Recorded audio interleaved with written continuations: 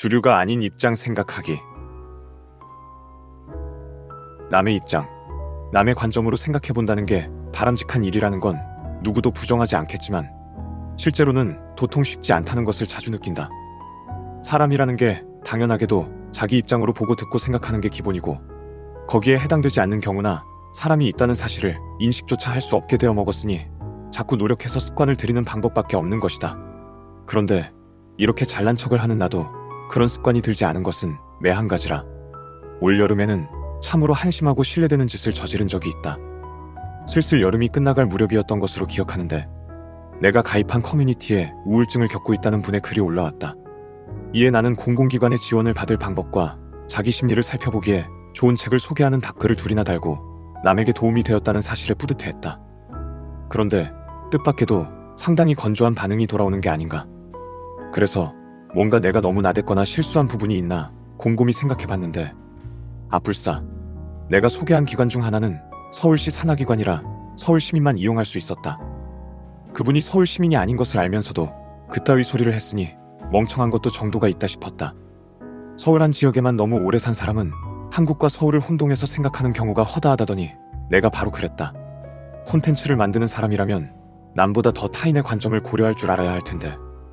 그러나 그런 실수를 저지르는 자라도 남의 잘못에는 아주 날카롭고 예민해지는 것이 또 사람의 신기한 부분인데, 나는 전후 세대인 부모님과 함께 지내며 이런저런 기기를 다룰 때마다 인터페이스 디자인을 하는 사람들도 딱히 다양한 사용자를 잘 고려하는 재주나 자세가 충분치는 않다는 것을 절실히 느끼고 있다. 가장 최근에 나로 하여금 이를 갈게 만든 것은 셋톱박스다. 우리 집은 에스모 통신사의 서비스를 할인 때문에 마지못해 이용하고 있는데 이 물건의 사용법은 정말이지 아무리 시간이 지나도 익숙해지지 않는다. 특히 어떤 방송의 재방송이 언제 어디서 하는지 찾아야 할 때 검색창으로 들어가 검색하면 몇 회의 방송분이 언제 어디서 재방송으로 나온다고 알려줄 것 같은 결과가 뜨긴 하지만 기껏 들어가 보면 그냥 VOD 판매창에 불과하다. 당장 방송 중이 아니라면 무료로 기다려서 볼 방법 따위는 알려주지 않는다. 하기야 사람을 안달나게 해서 콘텐츠를 파는 것도 큰 장사일 테니 그런 정보를 알기 쉽게 보여줄 턱이 없다. 그래서 결과적으론 편성표를 열어서 10수 페이지를 뒤적이게 될 때가 많은데 방송 시간은 그냥 인터넷에 검색하는 게 제일 나은 모양이다. 콘텐츠 판매도 중요하니까 뭐 어쩔 수 없지 하고 이해하려 하다가도 지금 이 서비스를 공짜로 쓰고 있는 것도 아닌데 검색창이 이 꼴이라는 걸 떠올리면 화가 치밀어 오른다. 스마트폰의 기본 설치 앱의 경우는 셋톱박스 같은 저주받은 망자의 함과 달리 비교적 양호한 편이긴 하지만 그래도 소소하게 불편할 때가 없지 않다. 가령 갤럭시 시리즈의 갤러리 앱의 경우 사진을 보정하고 싶을 때 연필 모양 아이콘을 누르는 것까지는 직관적으로 이해할 수 있으나 그 뒤부터는 뭘 눌러야 어떤 기능을 수행할 수 있는지 짐작이 쉽지 않다.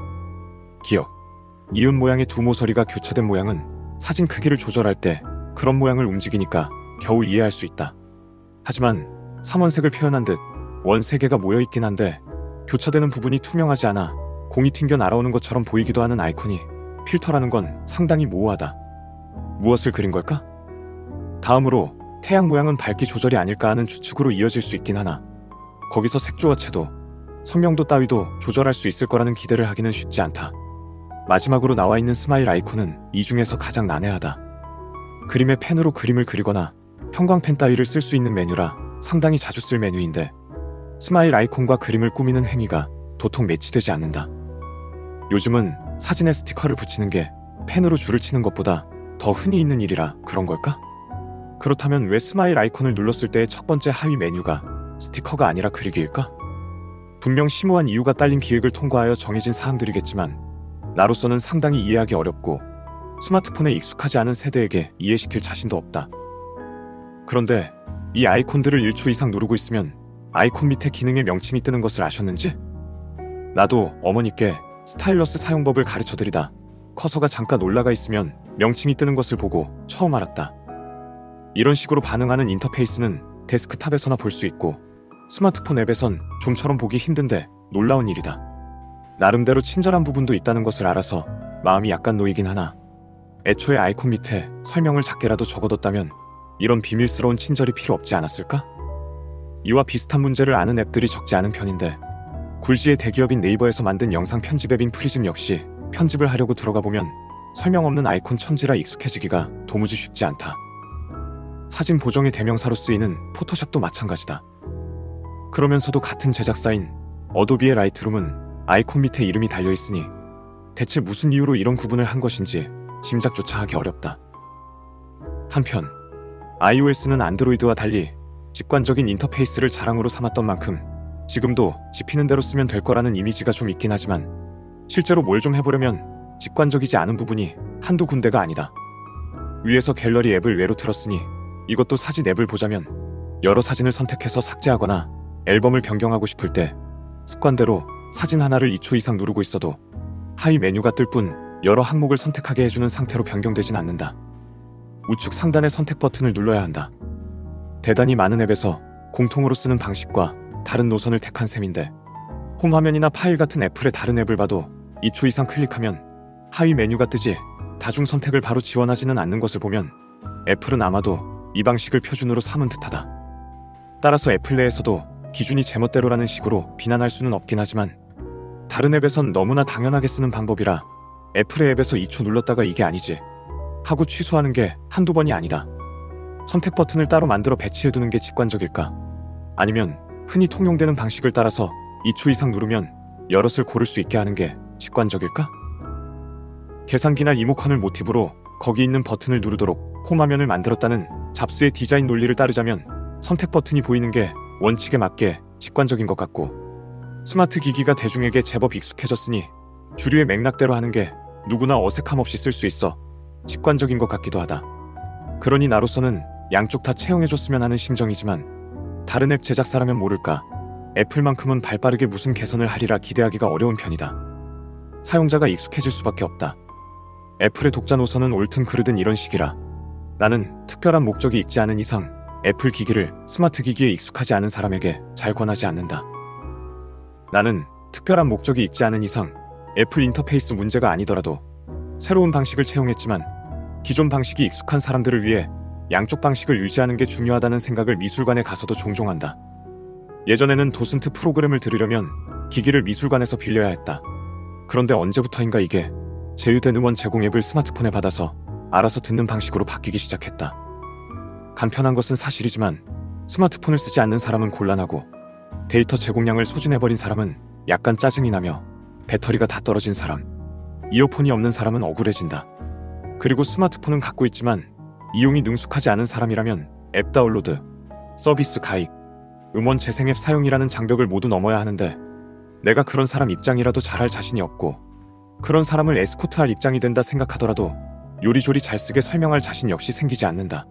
게다가 도슨트 음원이 네트워크에 올라가 있는 이상 접속까지 몇 단계나 거쳐야 하는 서비스가 항상 정상 작동할 거라는 보장도 없지 않은가? 도슨트 좀 못 듣는다고 대단한 문제인가 싶기도 하지만 전시회를 보려고 멀리서 3시간씩 기동한 사람 혹은 전시 마지막 날 방문한 사람이 되었다고 생각해보면 전 시장이 해결해야 할 서비스를 완전히 위탁해버리는 게 꼭 옳은가 싶기도 하다. 비슷하지만 더 심각한 사례로 스마트폰에서 DMB에 이어 라디오까지 사라졌다는 문제도 있다. 유튜브와 OTT가 넘쳐나는데 화질도 나쁜 DMB나 라디오는 누가 보나요? 라고 생각하기 쉽지만 한국의 통신망이 작은 사건 하나로 완전히 엉망진창이 될 수 있다는 사실이 수차례에 걸쳐 증명된 데다 재난 대처마저 형편없기 짝이 없다는 사실까지 여실히 드러난 마당에 스마트폰처럼 복잡한 장비를 이용한 통신이 당연히 언제나 되는 것이라는 상정하에 사회 전체가 돌아가선 안 된다. 누구든 여차하면 DMB나 라디오를 켜고 속보에 귀를 기울여야 할 때가 있다고 생각해야 한다. 게다가 누구나 데이터가 넘쳐나는 요금제를 쓰거나 집안에 설치된 공유기를 통해 무선 통신을 공기처럼 누리고 OTT로 영상을 감상한다는 생각은 엄청나게 심각한 착각이다. 재정 상황 때문이든 기술이 익숙하지 않아서든 최신 기술을 쓰지 않는 사람들은 항상 있을 수밖에 없는데 그 부분을 고려하지 않고 낡고 수익성이 없다는 이유로 구시대의 기술이나 채널을 없애버리는 건 연탄을 쓰는 사람이 별로 없다고 생산을 완전히 중단해버리거나 값을 올리는 만행이나 다름없다. 그런데 이런 일이 2019년에 이미 일어나서 플래그십 스마트폰에 아무 유선 이어폰을 꽂고 라디오를 청취할 수는 없게 되었다. 3.5파이 이어폰 단자를 없애버리고 라디오 수신기를 번들 이어폰에 내장하는가 싶더니 이제 이어폰도 동봉해주지 않고 3만원대에 따로 팔고 있기 때문이다. 당장 불평하는 사람이 별로 없는 만큼 이를 대대적으로 문제시하는 기관이나 기사도 딱히 보이지 않는다. 지하철 화재 사건 이후로 피처폰에 플래시가 들어간 것을 생각해보면 또 무슨 재난이 닥쳐야 논의가 될 텐데. 정말이지 문제가 그런 식으로 해결되는 건 이제 사양하고 싶다. 얘기가 제법 엉뚱한 곳으로 굴러왔는데 사람이 의식적으로 노력하지 않으면 나와 내 주변 사람들의 모습만을 표준으로 설정하게 되듯이 사회가 이리저리 발전하다 보면 어떤 기술을 향유하는 표준적인 집단의 모습을 적당히 설정하고 그 밖에 있는 사람들에겐 아무 신경도 쓰지 않은 채 훌쩍 달려가 버리기 쉬운 것 같다. 부모님이 쓸 스마트 기기를 설정할 때, 셋톱박스와 씨름할 때, 미술관의 작품 옆 설명이 작아서 보이지 않을 때, 완전히 영어 단어로만 이루어진 영화 제목이나 간판을 볼 때, 사용법이 제각각인 키오스크를 쓸 때, 신세대 유행어가 남발되는 자막을 볼 때 등등 많은 순간에 그런 생각을 한다. 나도 흐름에서 뒤처지기 시작했기 때문이다. 내가 별, 닷, 줄, 유, 대, 즉 별걸 다 줄이는 유행어에 대하여 라는 잡문을 쓰거나 AR 글래스를 쓰면 어지러운데 종이 팸플릿은 없나요? 라고 미술관에서 소란을 피우는 날도 머지 않았다고 생각하면 영 기분이 좋지 않다.